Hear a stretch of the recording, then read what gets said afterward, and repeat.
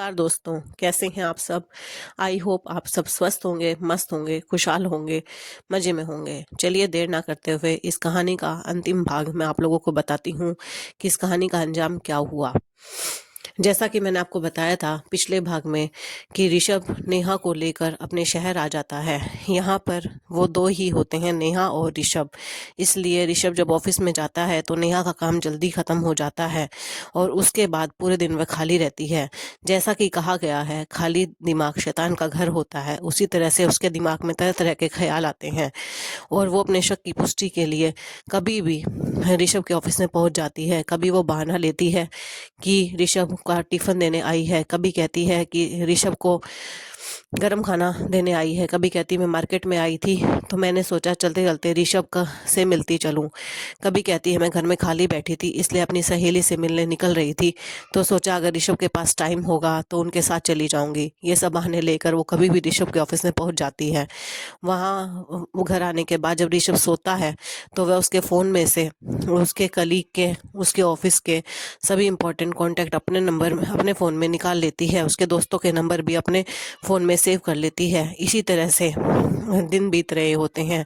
जब भी ऋषभ कहता कि मैं ऑफिस में आज जल्दी जाऊंगा तो वह इस बात की पुष्टि के लिए उसके ऑफिस में किसी भी कलीग के पास फ़ोन करके पूछ लेती।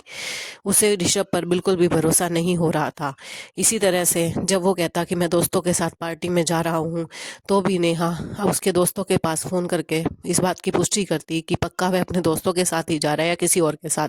इस तरह से ऋषभ को भी जब इन बातों का पता चला तो वो बहुत परेशान हो गया। पहले तो उसने सोचा कि वह नेहा के माता पिता से बात करे इस बारे में।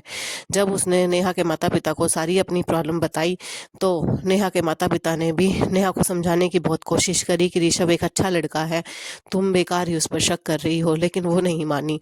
उसके बाद भी उसका शक करना जारी रहा तो उसने एक दिन गुस्से में आकर नेहा पर हाथ उठा दिया। अब तो नेहा ने कहा कि मुझे पक्का यकीन हो गया कि तुम्हारी ज़िंदगी में कोई दूसरी औरत है। इस तरह से उनके बीच में खींचतान दिन प्रतिदिन बढ़ती जा रही थी। ऋषभ को समझ में नहीं आ रहा था कि वो क्या करे।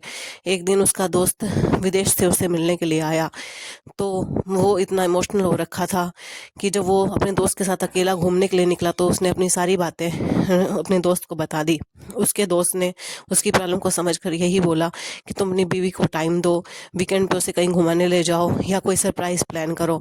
फिर उसके दिमाग में आया कि अगले हफ्ते नेहा का बर्थडे है तो क्यों ना मैं नेहा के लिए एक सरप्राइज पार्टी प्लान करूं। यही सोचकर वो एक दिन नेहा को ये कहकर कि वो अपने दोस्त से मिलने जा रहा है घर से निकला और पार्टी के जन्मदिन के 2 दिन पहले पार्टी ऑर्गेनाइज करने के लिए उसके पसंदीदा होटल में गया और वहाँ प्री बुकिंग के लिए बात करने लगा। जब नेहा ने ये बात पर यकीन नहीं, जैसा कि मैंने आपको बताया कि नेहा को उसकी किसी बात पर यकीन नहीं था, इसलिए उसने उसके दोस्त के पास फ़ोन करके पूछा कि क्या ऋषभ तुम्हारे पास आया है। तो उसके दोस्त ने कहा नहीं, जबकि ऋषभ तो उसके लिए सरप्राइज प्लान करने गया था। इसलिए वहाँ से प्री बुकिंग करवा के जब वो वापस लौट रहा था तो नेहा उससे बार बार वीडियो कॉल कर रही थी। वो बाइक चला रहा था और बारिश आ रही थी।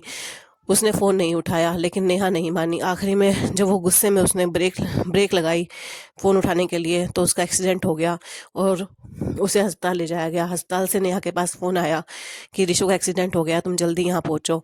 जब नेहा वहाँ पहुँची तो ऋषभ इस दुनिया से जा चुका था। अब नेहा के पास पछतावे के अलावा कुछ भी नहीं था। वो बहुत रोती है। तभी एक वार्ड बॉय आकर नेहा को एक पर्ची देके जाता है जिस पर उसकी उसी होटल की प्री बुकिंग थी जो ऋषभ उसके लिए उसके जन्मदिन के दिन बुक करके आया था। उसे अपने किए पर बहुत पछतावा हुआ, लेकिन अब पछताने से क्या हो सकता था। ऋषभ तो वापस नहीं आ सकता था। इसलिए एक शक के कीड़े ने नेहा और ऋषभ की हंसती खेलती ज़िंदगी को बर्बाद कर दिया। मेरी इस कहानी का मकसद किसी को नीचा दिखाना नहीं है। मेरा कहानी का मकसद सिर्फ आप लोगों को सीख देना है कि पति पत्नी के रिश्ते में सबसे बड़ी नींव होती है विश्वास की। अगर उसमें कोई भी शक घर कर लेता है तो वो रिश्ता बर्बाद होने से कोई नहीं रोक सकता। बजाय कि बाद में पछताओ, पहले ही कुछ सावधानियां बरत कर आप अपने रिश्ते को मजबूत बना सकते हैं। पहले पत्नी को बिना किसी बात के अपने पति पर शक नहीं करना चाहिए, क्योंकि कई बार पति लोग ऐसी जगह होते हैं, ऐसी मीटिंग में होते हैं या दोस्तों के साथ होते हैं। कई बार ऐसी सिचुएशन होती है कि आपके पति आपका फ़ोन या वीडियो कॉल नहीं रिसीव कर पाते, तो इसलिए आप कभी भी इतने हाइपर मत हो, इतने ओवर रिएक्शन मत दो कि सामने वाला हंसी का पात्र बन जाए। इससे आपके हस्बैंड को भी बड़ी ही इंसल्ट फील होती है। सब साथ वाले भी उसका मजाक बनाते हैं, इसलिए अपने इमोशन को काबू में रखिए और अपने पति से खुलकर बात कीजिए। दूसरा, किसी रिश्तेदार या फ्रेंड के बहकावे में आकर अपने पति पर कभी भी शक मत करो। अगर आपको कभी किसी बात का डाउट है तो अपने पति से डायरेक्टली बात करो। दूसरा, पतियों के लिए कभी भी आप अपनी पत्नी की तुलना किसी दूसरी महिला से ना करें, चाहे आपकी पत्नी हाउसवाइफ हो या वर्किंग वूमेन। आपको हमेशा अपनी पत्नी की तारीफ़ करनी है, उसके किए हुए काम की, एफ़र्ट्स की तारीफ़ करनी चाहिए, कभी भी कंपैरिज़न नहीं करना चाहिए, क्योंकि अगर आप कंपैरिज़न करते हो तो आपकी पत्नी में इनसिक्योरिटी आती है और शक का बीज पैदा होने लगता है। दूसरा, कभी भी अपनी पत्नी से कोई भी बात मत छुपाइए। अपनी ज़िंदगी में कोई भी फाइनेंशियल डिसीज़न, पारिवारिक डिसीज़न कुछ भी लेना हो तो अपनी पत्नी से खुलकर बात कीजिए और उन्हें खुलकर अपने फ़ैसले में शामिल होने का मौका दीजिए, उनकी भी राय जानिए।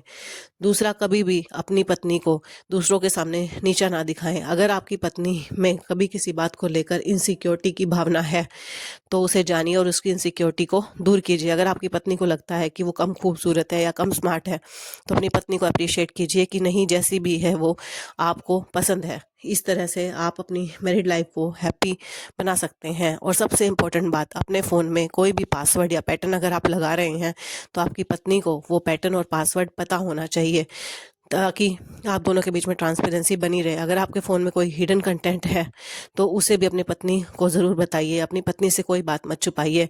ये ट्रांसपेरेंसी अपनाकर आप अपनी पत्नी के शक को दूर कर सकते हो। अगर फिर भी आपकी पत्नी का शक दूर ना हो तो आप किसी अच्छे एक्सपीरियंस काउंसलर की हेल्प लीजिए, अपनी प्रॉब्लम बताइए और अपनी पत्नी की काउंसलिंग करवाइए, क्योंकि बजाय कि देर हो उससे पहले ही इस प्रॉब्लम का सॉल्यूशन ढूंढिए। धन्यवाद।